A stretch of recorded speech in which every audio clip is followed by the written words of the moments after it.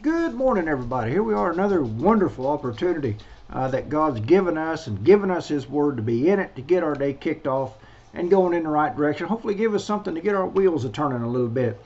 Hey, this morning I want to talk about the misuse of the Bible to promote or to prove political stances.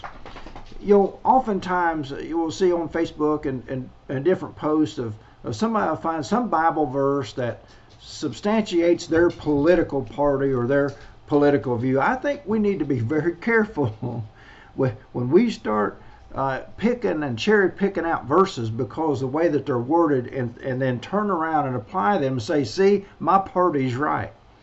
We need to be very careful.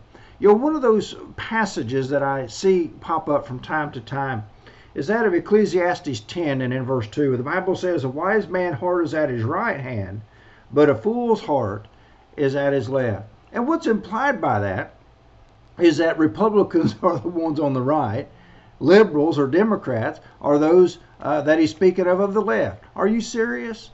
Come on, man. Think about, here's a gross perversion of using God's word, and it's done by both parties. Both parties, the Democrat Party, does the same thing to justify some type of usually sinful behavior. All right, but we need to just stop using God's word as a mouthpiece to come along and say, look, my party's right because the Bible mentions it. We need to be very careful of these things, of defining the left hand as always one of a liberal mind and the right hand as one that's always right, and those types of things. Let's notice some other things the Bible says about the left. For example, in Proverbs 4 and verse 27, notice this: do not turn to the right or the left. So what does that mean? Don't be Republican or don't be Democrat, either one. Come on, if you're going to use one verse to substantiate your political views and your political party, then, well, here's another one. It says don't be either one of them. Stay in the middle of the road and remove your foot from evil. Here's another one. Proverbs 3 and verse 16. Length of days is in her right hand, and her left hand riches and honor. Well, what are we going to do with that?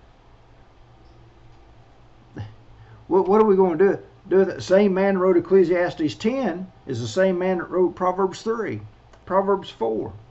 What are we going to do with that? So what? We don't turn to the left? We don't. The left is always bad? Well, not according to Proverbs 3 and verse 16. But see, the application of these passages is what's absolutely critical. You know what got Job's three friends in trouble?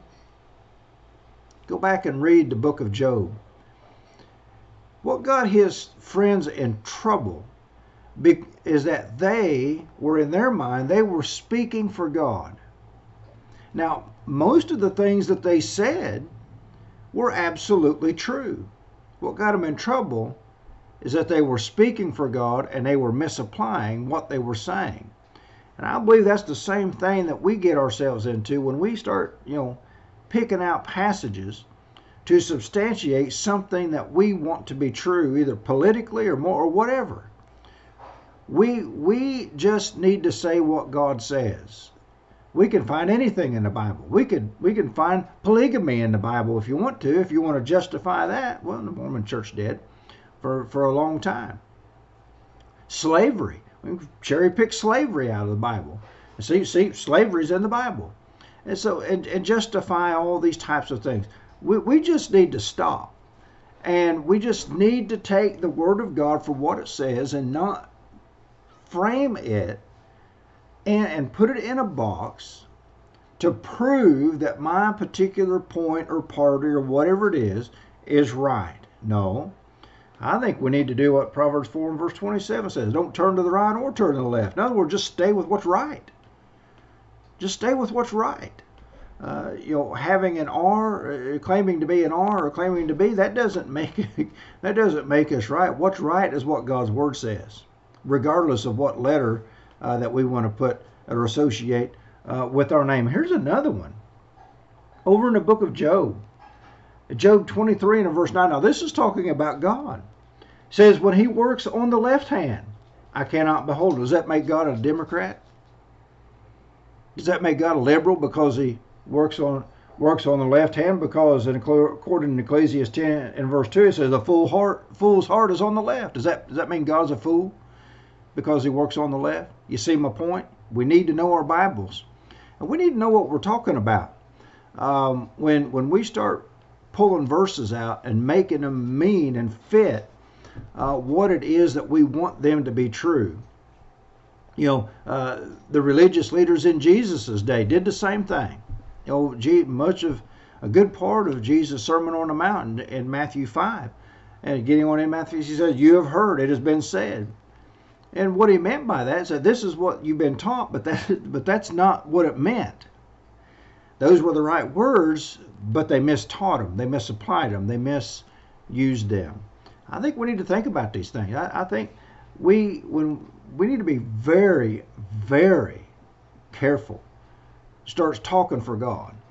God can talk for himself. We need to be very careful that when we start doing these things that we've talked about this morning, that we don't become just like Job's friends, because that's exactly what they did, and that's exactly what got themselves in trouble. But anyway, there's your dose of God's Word today, and I hope it'll get you thinking. Let us respect God's Word.